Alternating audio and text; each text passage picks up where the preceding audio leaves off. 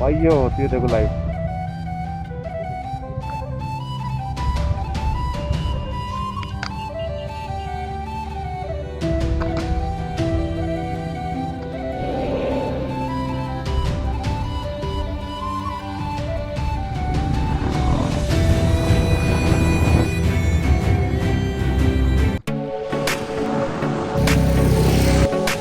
दोस्तों यहाँ से शुरू होता है एडवेंचर। वो हो रही है हमारी एंट्री।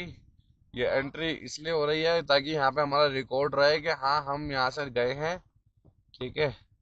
और बाकी क्या सिचुएशन होती है क्या नहीं, वो सब डिपेंड करता है। फिर ये लोग आते हैं अगर कोई मिस हैपनिंग होती है तो हेल्प करने के लिए। गाड़ियों के नंबर तो बता दो। कभी कभी ज़िंदगी में कुछ सफ़र ऐसे होते हैं जो सिर्फ एक जगह से दूसरी जगह नहीं ले जाते, वो इंसान को अंदर से बदल देते हैं। ये वही सफ़र था। लोसर की सुबह, ठंडी हवा, आसपास बर्फ़ से ढके पहाड़ और मेरे सामने मेरी रॉयल एनफील्ड 350। सच कहूँ, जब मैंने अपनी बाइक स्टार्ट करी तब मुझे सिर्फ इतना पता था कि आज लोसर से कॉक्सर जाना है, लेकिन बिल्कुल नहीं पता था कि आज एक दिन मेरी ज़िंदगी का सबसे खूबसूरत यादों में लिखा जाएगा। ये मेरी लाइफ की पहली इतनी बड़ी माउंटेन राइड थी। एक सपना था जो बचपन से दिल में था। कभी यूट्यूब पर स्पीति की वीडियो देखता था, कभी इंस्टाग्राम पर राइडर्स को देखकर सोचता था काश एक दिन मैं यहाँ भी राइड करूँ। और आज मैं वहीं था।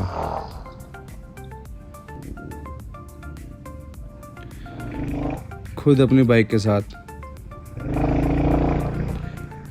हर गियर शिफ्ट के साथ लग रहा था जैसे एक और सपना पूरा हो रहा है। लोसर से निकलते ही जो साइलेंस मिलता है वो शायद दुनिया के किसी शहर में नहीं मिल सकता। न ट्रैफिक का शोर, न हॉर्न, सिर्फ हवा की आवाज़, इंजन की धड़कन और दिल की खुशी। रोड कभी स्मूथ थी, कभी पत्थरों से भरी, कभी छोटे छोटे वाटर क्रॉसिंग,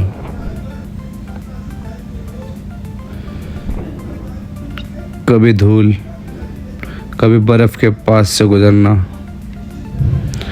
हर किलोमीटर बाद लगता था नहीं, इससे ज़्यादा खूबसूरत व्यू नहीं हो सकता। लेकिन अगले टर्न उससे भी ज़्यादा हसीन होता था। यही तो स्पीति का जादू है। यहाँ डेस्टिनेशन से ज़्यादा जर्नी याद रहती है। हंटर 350 के बारे में बहुत लोग कहते हैं कि ये सिर्फ सिटी बाइक है, लेकिन इस राइड ने मुझे कुछ और ही सिखाया। बाइक तब तक ही लिमिट होती है जब तक राइडर अपनी लिमिट मान लेता है। अगर हौसला साथ हो तो हर रोड मुमकिन लगती है। हाँ, कुछ जगह बाइक को संभालना पड़ा, कुछ जगह स्पीड बहुत कम करनी पड़ी, कुछ जगह बस दुआ के साथ होटल दिया। लेकिन हर चैलेंज के बाद जो स्माइल हेलमेट के अंदर आती थी उसकी कोई कीमत नहीं। एल्टीट्यूड बढ़ता गया, ठंड तेज़ होती गई, सांस थोड़ी भारी होने लगी, लेकिन एक्साइटमेंट उससे भी ज़्यादा बढ़ रही थी। हर फोटो के पीछे एक कहानी थी। हर रुकने की वजह सिर्फ रेस्ट नहीं, बल्कि उस लम्हे को दिल में हमेशा के लिए संभाल लेना था।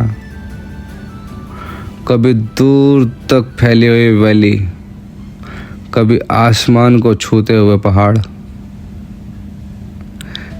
कभी रोड ऐसी लगती जैसे किसी पेंटिंग में बना दी हो। और तब समझ आया अल्लाह की बनाई हुई दुनिया कितनी खूबसूरत है। हम अक्सर अपनी प्रॉब्लम में इतना उलझ जाते हैं कि इतनी बड़ी नेमत को देखना ही भूल जाते हैं। इस सफ़र ने सिर्फ मुझे एडवेंचर नहीं दिया, सब्र सिखाया, शुक्र सिखाया और ये भी सिखाया है कि कभी कभी ज़िंदगी की सबसे बड़ी खुशी किसी महंगी चीज़ में नहीं, बस एक खुले रास्ते,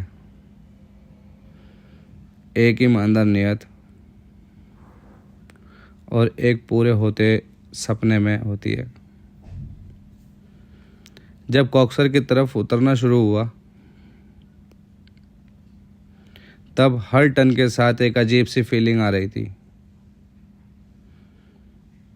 खुशी भी थी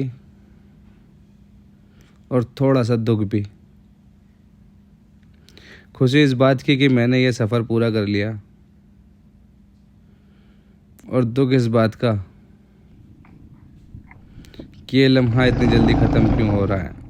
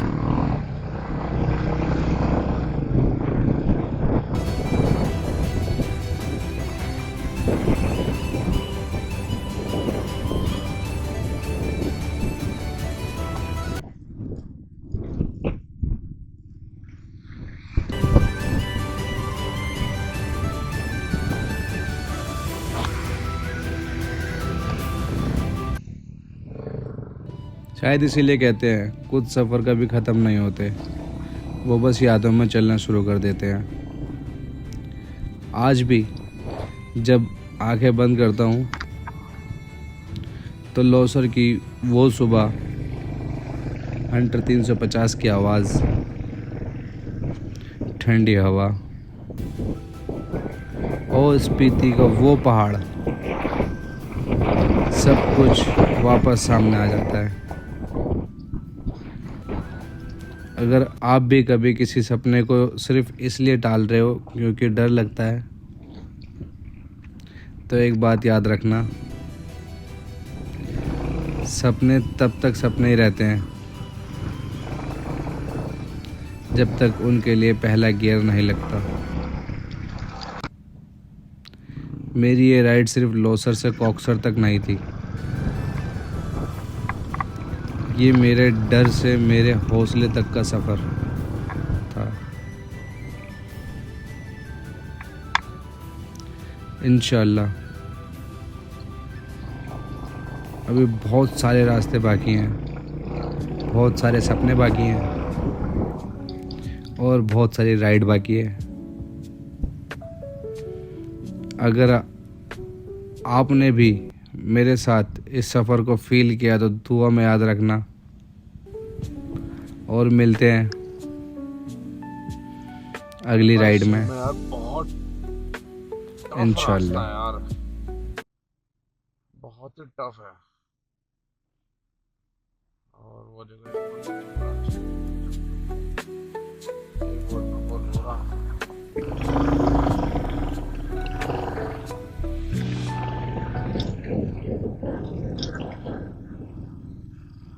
You did it!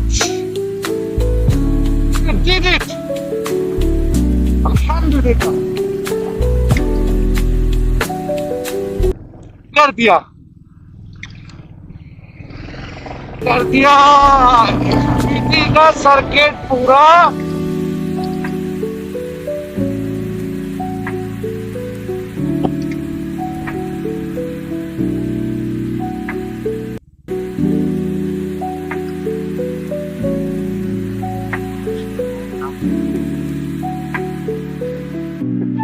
कर दिया भाई।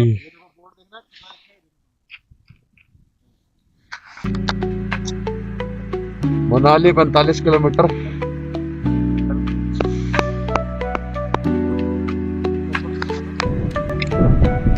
गाइस हमारा एग्जिट हो चुका है इस टाइम। अब यहाँ से अटल टनल है 6 किलोमीटर।